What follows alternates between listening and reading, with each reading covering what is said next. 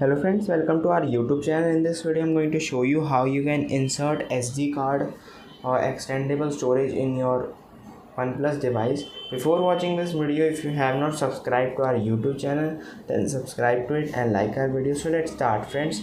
You can see this is the SD card. Just first we have to take a SIM tray tool like this. You have to just pull this out.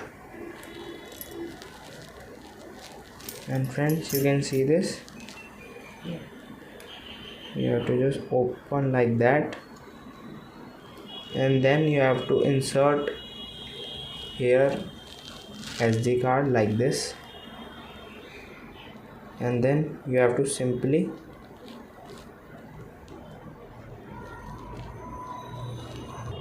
friends, you can see this, it is inserted, and then you can see it is now showing in the internal storage or not. First you have to go to file manager, and friends, here you can see SD card is showing. I hope you like this video. If you like this video, then subscribe to our YouTube channel for more helpful tips and tricks videos. Thanks for watching.